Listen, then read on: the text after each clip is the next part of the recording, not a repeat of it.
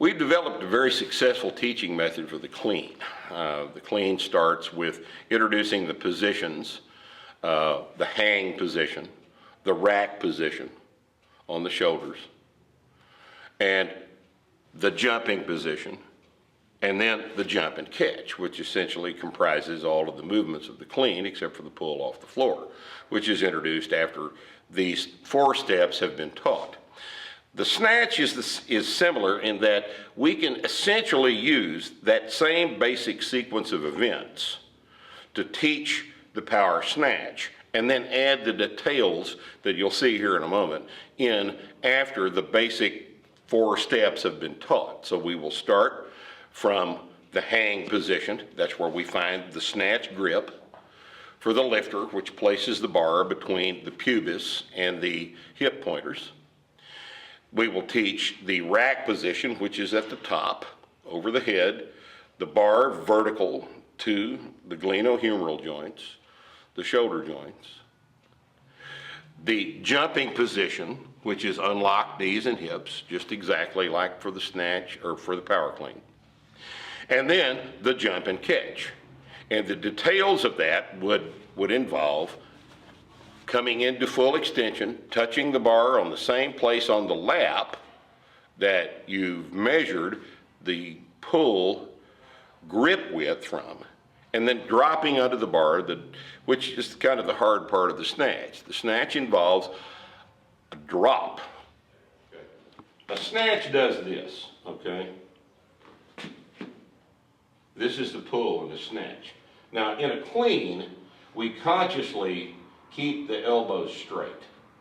And you're going to basically do the same thing in a snatch, because the snatch, when you stand all the way up the top of the extension of the snatch, come up on your toes, lean back a little bit, shrug up. Now your elbow ought to be straight at this point. But what happens now is that the elbow bends, and the last thing that occurs is the wrist extends at the top. And if you'll look at it, there is an element of external rotation. See my hand rotate the wrist out? So there's an external rotation at the top as well. Elbow, then wrist. The problem is from right here, okay, you can't row that up. There's not any muscle activity that's going to help you get the barbell from here to this position of lockout. So what happens in a snatch is you have to drop. And the drop straightens out the elbow and the wrist. So stomp out and drop. Like that. Just exactly like that again. See that? And the drop is what facilitates the lockout at the top. And you meet the locked out bar with your traps in a big shrug. Just like that. Because in a snatch and in a jerk and in a press, the traps hold up the bar, not the elbows, not the deltoids, not the triceps. It's the traps that hold the bar. So when you unlock the snatch, the wrist unlocks first, then the elbow, and you come back into internal rotation as you go down. And you externally rotate at the top, and this position from here to here is facilitated by you dropping down under the bar. Do it again. That's exactly how it ought to look. Again. Okay? All right. Getting under the bar is going to require a little bit of back angle. Just like in the squat, you've got to get out of your head the idea that the back is vertical. We don't lift weights with vertical backs. Okay? Especially when we're pulling them off the floor and getting under the bar. All right, so it's going to look like this. Go ahead. Drop. Good. And that's what the thing ought to look like. Don't try to rack the bar with your back vertical after the pull.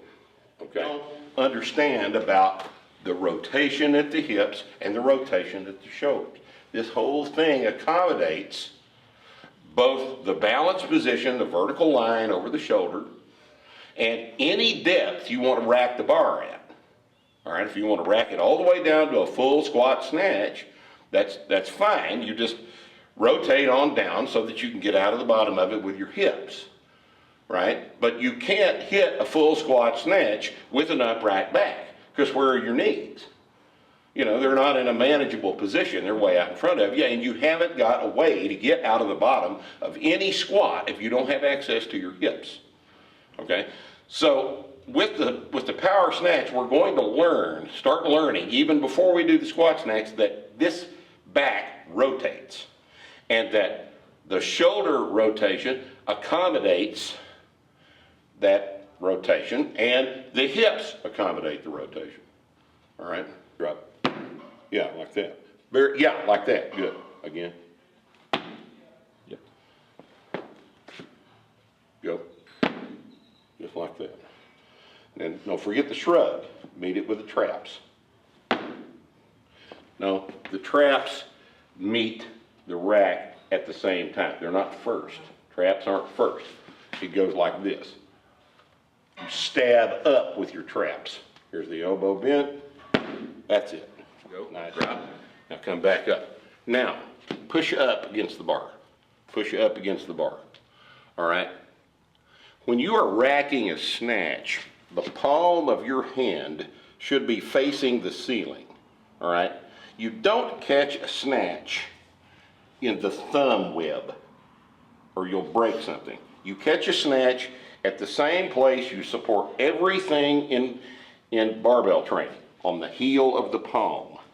All right, and that requires that this thing be rotated into, this would be supination, external rotation. All right, you externally rotate at the top. You go during the pull from internal rotation to external rotation, as I've already mentioned, and at the top, it culminates in this position, which is stable. When you lock the elbow out with your tricep, and more importantly, shrug up into the top with a trap, and the bar is in this place on your hand, on the heel of the palm, then that is a stable lockout position. And then when you lower the bar, you just unlock the wrist, then unlock the elbow, and it drops back down. All right? So let's think about this again. I want you to pull it and finish with the wrist at the top. Good. And that's it. And you stand back up. Do one again, not so deep. Good. Right there. That's the position you're going to end up, because this is where the bar sits. If you don't finish this rotation, the bar is going to end up right there like that. And that's not where you want it. Okay? Let the bar slide on your pants. Yeah, good. That's it. See the difference? Slide down, straight elbows. Good. Yeah, that's it. Close to the shirt. Close to the shirt. That's pretty good. That's pretty good. Chest up. One more. Close. Good, good. Since your stance on a since your grip width on a clean brings you closer to the bar, you are going to have to make your knees go out more than you would even for a clean, because you've got to get in between your thighs. Okay? So take a stance on a snatch where the toe angle is a little bit more out than on a clean, and then make sure that your knees have reached all the way out to their touching your elbows. Okay. All right?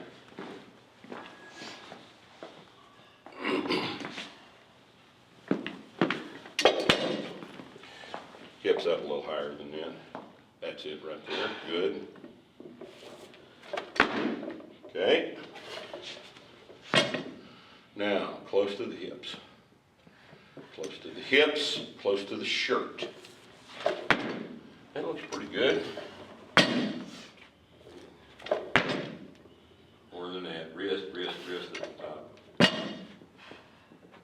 Knees out, they will touch your elbows. There. That was pretty good. Knees.